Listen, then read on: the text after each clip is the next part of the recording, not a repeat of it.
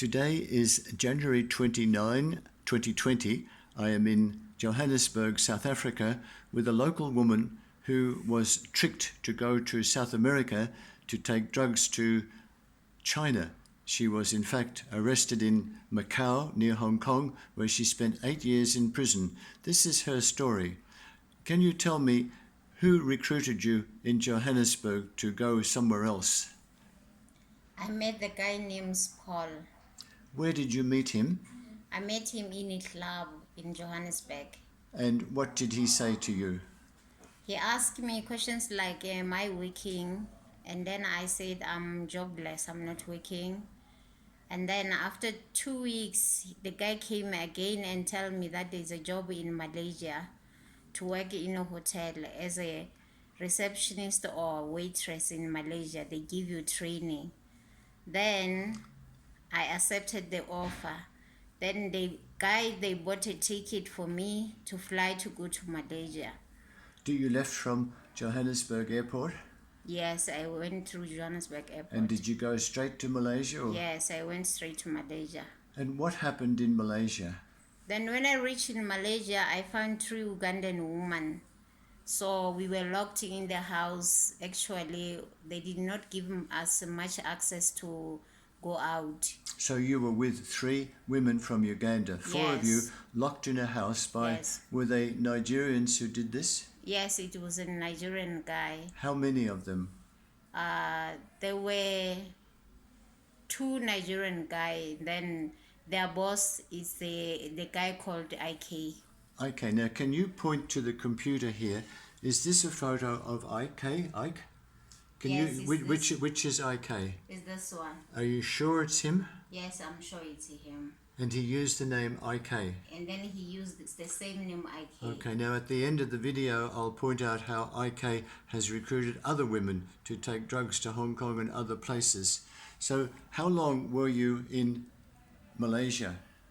I've stayed there in Malaysia for 2 weeks. Then after 2 And then during that time, how did the Nigerian men treat you? we were raped inside the house by the brother of IK. One of them raped you. Yes, How many times did he rape you? 3 times. Then after that, they bought a ticket for me and sent me in Argentina. Okay, and when you got to Argentina, was that in Buenos Aires? Yes, it was in Buenos Aires. And what happened there?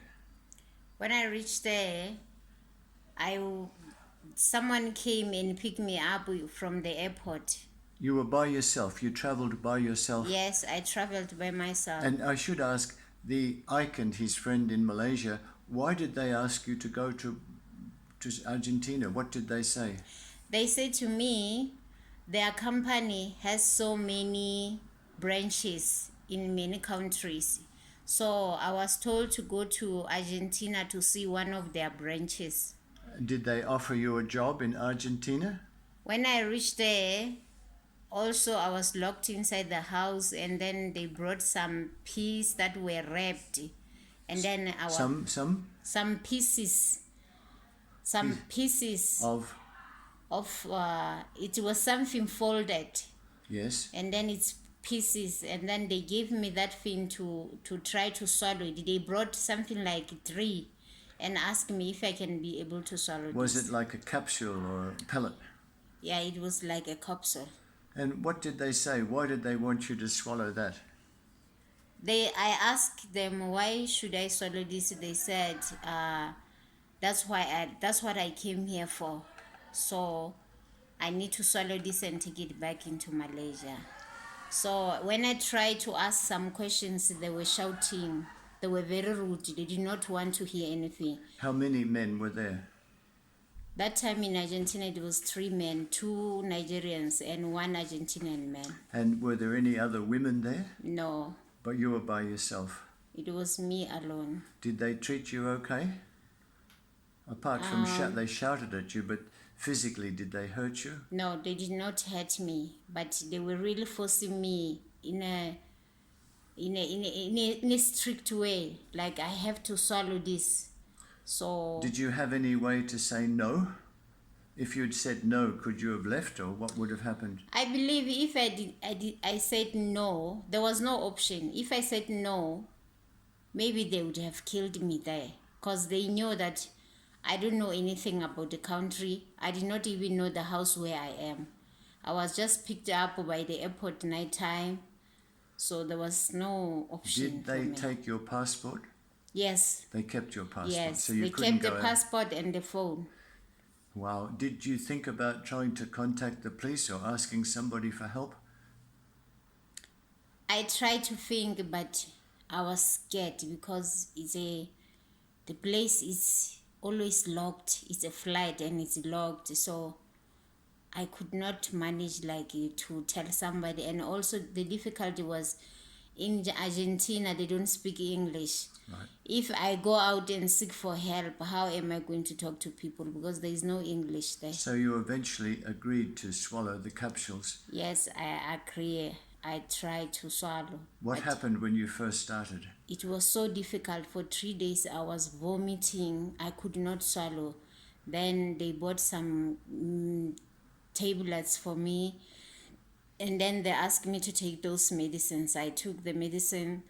Then that medicine, after taking it, I can be able to swallow. Did they think about trying to put the capsules in some other part of your body? No, They didn't say They just told me that I need to swallow them. And how many capsules did you swallow eventually?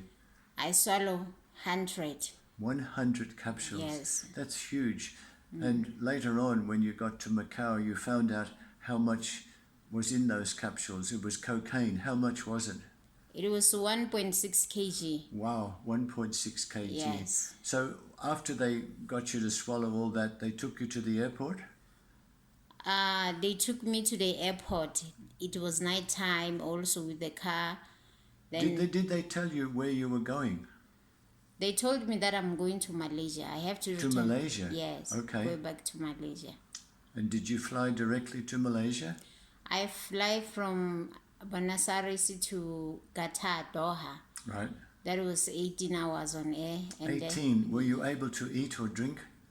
I wasn't able to eat, and I was feeling dizzy at the same times, because now the trucks are full inside my stomach. Did any other passenger notice you weren't well? No, inside the aeroplane they did not notice me. What airline was it? Can you remember? It was Qatar Airways. Right.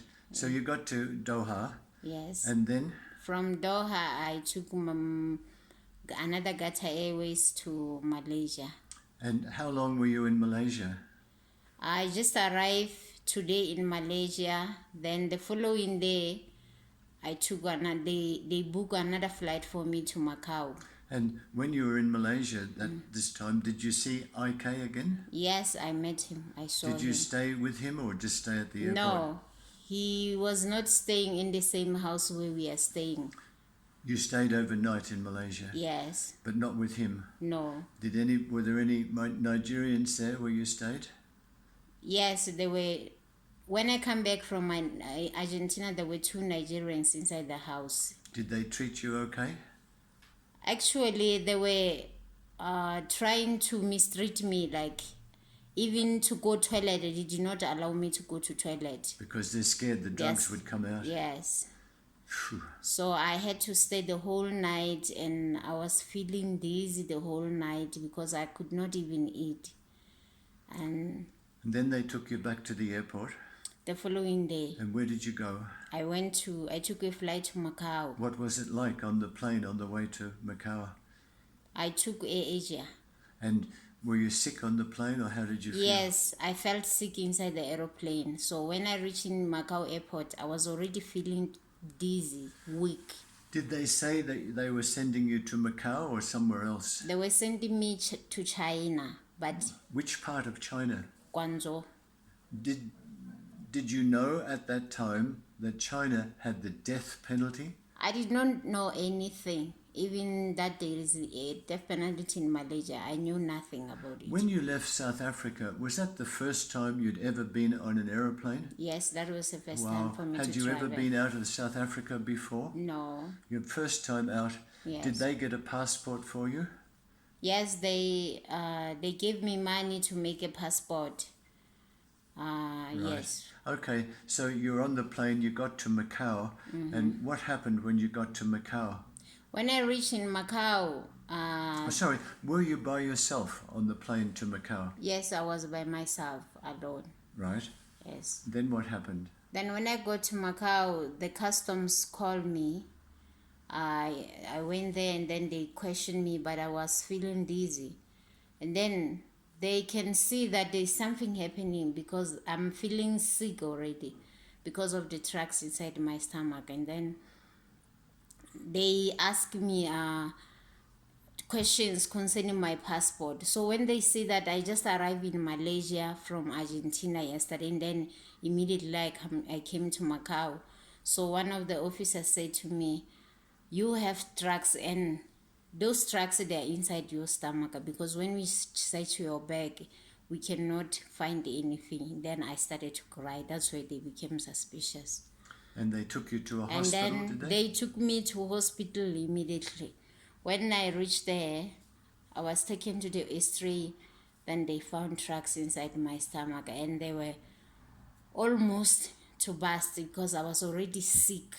They were ready to burst, were they? Yes, Ooh, yes. you're lucky they did not burst. Yes, so I was admitted there for 1 week. And the drugs came out naturally from your body? They came out through going to toilet. They came out piece by piece, piece by piece. And you knew how many there were, did you? Yes, I knew how many there were, that it was 100 So pieces. you knew when the final one was out, you knew they were all out. Yes, I knew they were all out because they even took me again to the scanner to check clearly whether I'm okay after that 1 week that I was admitted in the hospital. Did they want to listen to your story, how you were forced and tricked to do this?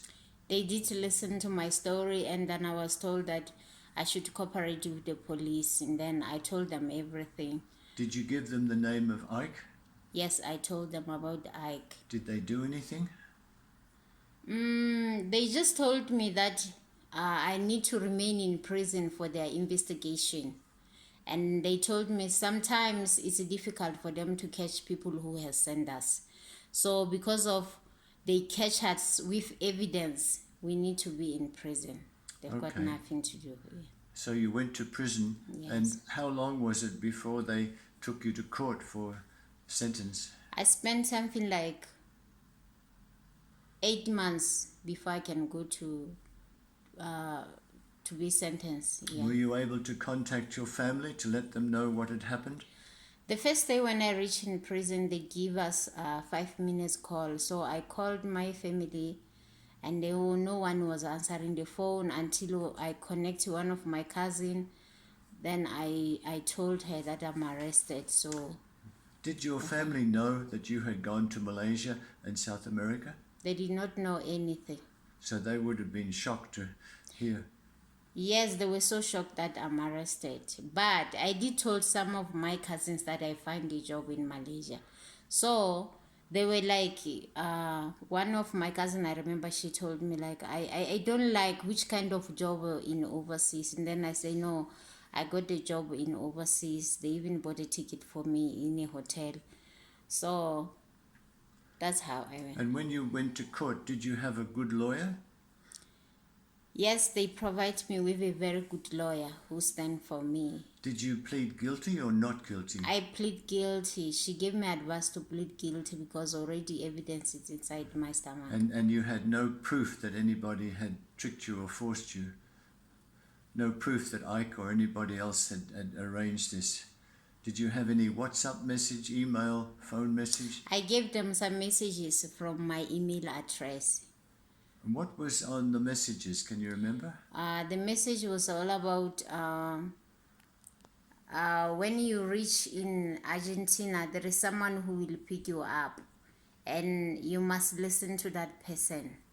Did the messages say anything about offering you a job? Yes, the message also talked about first time they sent me email while I was in South Africa. They said after giving the guy all my CVs, they say congratulations, we can offer you a job. You're qualified to work for us. And that's in the emails. Yes, yes. Do you still have those emails? Are they still anywhere around where they could be accessed? Now I forgot my password and my email. I don't have, because when I come back now from prison, we try to trace them, but Maybe we can help you. There's a way of asking what company was your email with? Was it Hotmail or Yahoo or Gmail? it was Yahoo. Well, maybe something can be done to ask the company. We can do that later. Okay. So you were the judge. Was it a man or a woman judge? The judge was a woman. And how many years were you sentenced to? I was sentenced to 8 years. Wow, for 1.6 kilos of Yes. cocaine. And how did you feel about that? I felt so terrible for me, especially when I think of my daughter that I have left back How at old home. was your daughter then? That time she was just 3 years. Wow. And Yes. you did this to try to get money for her. I did this to try to get money for her actually. In fact, I wouldn't go there if I knew that I was going to do drugs. The guy convinced me. I believed it because I gave him all my CVs and everything that I'm looking for the job. But if I knew that it was all about drugs, I don't think I would have risked my life and do such. When you agreed to go to Malaysia and South America, did you have a husband at that time? No, I've already broke up with my baby's father. So you were struggling to pay Yes, for I was struggling to take care of her. It was so difficult for me because even my mom is not working and she's old. and you were trying to support her as well. Yes, yes. Oh, this is terrible. And then you were in prison for 8 years. What was it like in Macau prison? First time, it took me years for me to accept that I'm there, and it was very hard because the problem is that there is no English in China. Even if you need to say something, like it's hard to talk to people, so you're always alone if there is no one to speak English with you, and you feel depressed also. Were there any other Africans there? They were there, but we were separated. They were not staying with me. Did you say something about a Mongolian man? What was that? Okay, the time when I was going to Macau, I took a flight, and the second flight, it was one Mongolian guy. So the flight after yours, there was a Mongolian man Yes, sent by the same people. Yes. And was he arrested in Macau? He was arrested in China. In China? Yes. He got through Macau, okay. Yes, he was arrested in a China border gate, and then Trying to get from Macau across the border gate, the land border to China. Yes. And what happened to him? He was killed in 2012. It was published on the newspaper. He was executed. Executed. How did they execute him? They used a lethal injection. Wow. How old was he? He was just 26. Wow. Did he have did you know him at all? I did not know him. The guy, I met him the time when I was coming from Argentina. He was in IK's house. In Malaysia? Yes, in Malaysia. Wow. So in a way, you were lucky to be arrested in Macau. If you had gone to China or tried to go to China, maybe you also would have been arrested in China and executed. yes, it's true. Phew. So it was very bad being in Macau, but in some ways you were lucky not to have gone to China. Did you think about that very much? I really appreciate it. Actually, I believe that God has saved me, because even after the guy being arrested in a border, they put us on the newspaper that we might be the syndicates, and I already knew that I was together with him. I know him. Okay. And did the staff in the prison treat you okay in Macau? They treat us okay inside Macau, but the problem, it was very hard. Like, as a black person, it's hard to live with them. You need to adopt all the cultures and everything. Did you get free food and free clothing? Yes, we had a free food, free clothing, And everything. medical care? The medical, yes, but not as such, because Every time when you need to see the doctor, they will give you Panadol or Brufen. Each and every sickness, you are given Brufen and Panadol. So the time when they see that you are worsening, that's where they will take you to hospital. And some of them, they died there. They couldn't make it. Wow. People from Africa died there. No, it's not from Africa. From Some of them, it was from Thailand, some other Chinese also. And did you get a little salary, any wage for working in the prison? Yes, we used to work, in a month we used to get 200 That's Macau Pataka. That's about 30 US dollars, 20 something US dollars. Yes. What did you do with the money? The money, as a foreigner, because you are far away from home, you need to support yourself because you have needs. Right. You need to support yourself with, because your family is very far. You don't have anyone to come to visit you. Did anybody visit you in the 8 years? I got some church people who came to visit me lately, 2017, when I'm about to go. So no one else visited you? No one did else. Did the South African consulate or embassy, did they visit you sometimes? Yes, they used to come like in 6 months' time, one time. How long would they stay? They will stay with us like 2.5 hours. That's good. Did you have were you able to telephone them if you needed to talk to them? Would the prison let you phone them sometimes? Yes, like they came and talked to the prison that they need to give me calls whenever I need to talk to them. So every month I had one call. Did they come from a consulate in Macau or from the embassy in Beijing? They were coming from the consulate from Macau. Right. Yes. And they were kind to you? They were good to you?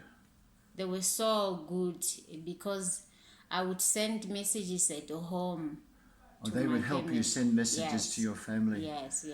Because it was difficult for me to get letters. So you would write to the consulate, would you? Yes. And they would send the letters to your family? Yeah, they would send maybe email first to my family. And then your family would email the consulate and they would print and post the letter. Oh, that's good. Yes. That's good. Yes. And did you do any study while you were there? Yeah, while I was there, I studied the Mandarin and Cantonese, which is the language, and some of their cultures. There were a lot of activities, and then I joined to rehabilitate myself. Yeah, so now I can be able to speak Mandarin and Cantonese. That's good. And did you have to pay your own legal fees? I've heard in Macau you have to pay your court fees. Is that right, before you can be released? It's true, you have to pay your legal fees, but if, like us foreigners, it's quite difficult to pay that money. And if you did not pay your legal fees, you are ready to stay full safe of your sentence. How much was your legal fee? It was 6,000 something Macau Pataka. So that's about $600 or $700 US dollars. Yes. How did you eventually pay that? I did not pay it. That's why I stayed my full safe. So they made you stay longer because yes. if you had been able to pay, you could have gone earlier. Did the consulate say they could help you, or did you ask them for help? I tried to ask help from them, but they told me the government don't have money. So I did not have anyone who can help me to pay that money. If you had paid that, how much earlier could you have been released? Somewhere like 2016. That's 2 years earlier. Wow. Did you think about asking for transfer back to South Africa? Was it possible?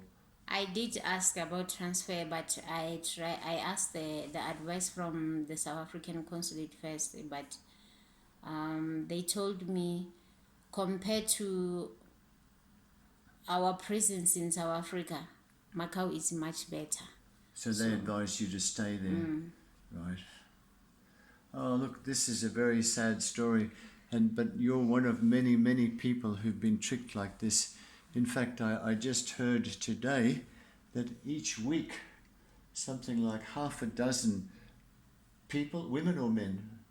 Both. Men and women, half a dozen people from South Africa each week are arrested in Brazil, in Sao Paulo. So this is going on right now. What happened to you is going on. And we hope that this type of video and other publicity will warn other people, help them avoid this trap. The man Ike, how do you feel about Ike, who seems to have arranged all this? I feel like this man, he doesn't have a heart. He's very bad, because if he really want to do this as his business, why don't he use his family, or why don't he use his own people? Because what's surprising is that every time he use other countries to do this for him. Have you tried to forgive him in your heart? Yes, I try to forgive, yeah, but to forget, it's very hard. Can forgive, but very difficult to forget. Can I show you a new photo of Ike? Because towards the end of 2019, he was seen in Guangzhou in China, where he had sent at least one woman, probably two, to Malaysia from China, and they were arrested in Hong Kong also. There's a number of people in prison in Hong Kong who say he's the one who sent them as well. You're not his only victim. And the sad part is he is now back in China, and he's probably recruiting other people. One woman from China, he became her boyfriend, and he promised to do business, and he sent her to Malaysia. And on one of her trips through Hong Kong, she was arrested. She spent 2 years in prison. Eventually, she was acquitted by a jury. But towards the end of last year, she saw him in Guangzhou. It really frightened her. And the scary thing is that the authorities there don't seem to be taking any action to stop him. Do you think anything could be done? Do you think the South African government maybe could do something to try to stop this guy from hurting other people? What do you think? Do you think what can be done to stop him? Should the South African government try to do something, or who should do what to stop him? What do you think? I think the government need to do something for him to be stopped, and not here in South Africa only, because he's playing a big role in many countries. As I was there in prison, I even met one lady from Philippines. Also, is the one who was given she was given drugs by him. So also. he had women from the Philippines as well. Yes, I find him So there in Uganda, Macau prison. South Africa, Philippines. Yes. How many women altogether do you think were there when you were there? When I was there, we were just two, because I find this woman, she was arrested 2008 with the same person. Wow.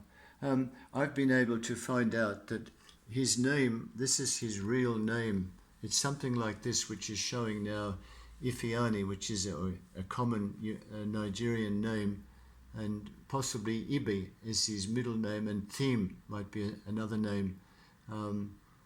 And he's been seen recently, as I say, in China as well. I hope this video can warn other people and do a bit of good. Don't say too much, but since you've come back to South Africa, don't say what your job is, but has it been difficult to find some sort of work? It's very difficult. You have to start all alone your life, to rebuild your life, and sometimes you still have some trauma. Prison, like you're from prison, so it's very difficult, emotional and physical. When you left Macau prison and you came back here, who paid for the air ticket? It's a Macau government. The Macau government paid. That's good. Yes. Hong Kong does the same. And when you came back to South Africa, did you have any money or anybody to support you? I did not have any money. I did not have anybody to support me, because my family, they're poor family, and also my mother, she's old. I can't depend on her pension money. Who was looking after your daughter while you were in prison? The time when I was in prison, the family of her father took her. Right. Yes, and they were the one who was taking care of her. Did any agency, government agency or NGO, or church, anybody help you when you came back? Nobody. So how did you survive? I rely on my mother's pension money. Wow. the one that she's earning, she can give me a little bit, because that time when you come back, you don't have clothes, you have nothing. So Did you find, are you a Christian or Muslim? I'm not sure. I'm a Christian. Did you find that your faith in God and Jesus was a big help while you were in prison? It's really helped me a lot. Did you pray or read the Bible every day? I used to pray and read the Bible every day. I even joined one of the prison ministries inside the prison. Oh, that's good. Yes. Okay, well, look, there's a couple of other people here with me while we're making this video. Would either of you like to ask any question? Anything else to ask? Any question? Yes. I want to ask. Okay, we've got one more question here. What's the question? The being isolated from your families, what does it do to you sitting in those prisons and you cannot see your own family or your children? It was so painful. I nearly got crazy. Actually, for me, I thought it was better for me to come back home, to be tried at home. It's so painful because you cannot see none of your family there. You miss them, you feel like communicating with them, but you can't see them until you finish those years there in prison. It was painful. And it's so depressing. Any other question there? Anybody would like to ask a question? Yes, I would like to ask that what do you think that the South African government can do for the citizens, for them to be safe in the country? I think the government need to help, like those who are arrested abroad, to be tried in South Africa. Because also I think in a foreign country we receive unfair trial because they don't work upon the roots, but the person who sent you is from here in South Africa, but you will be charged there, while you know exactly that this thing really is not yours, does not belong to you. So you feel double pain. So you're really a victim. You're Yes. not a criminal. You are not a Yes. criminal. You're a victim. Yes. So I think the government need to play a rule that everybody who got arrested in abroad, they need to be tried at home. They need to be tried at home and come back at home and be tried at home, so that maybe it can help also to point out who sent them there. So those people, they may be arrested. But do you think governments like Macau would agree to anybody going back to their own country that's Yes, they do have. for trial? They do, not for trial, they do have transfer after sentence. Yes. They can allow you to apply for transfer. But South African government would not agree to that. Yes, actually, South African government, they don't agree on to that. So we are begging the country and the president to please, they need to agree to that because really, we really find unfair trial there, even the sentence and everything. But while it's so painful, while you know that you are not a criminal, you are just a victim, and then you're coming to be sentenced for somebody, for something for somebody else, which is it's not yours, you don't even know that. This is a clear case of human trafficking. Exactly. You were recruited, you were coerced, you were manipulated, you were lied to. This is 100% human trafficking. Exactly.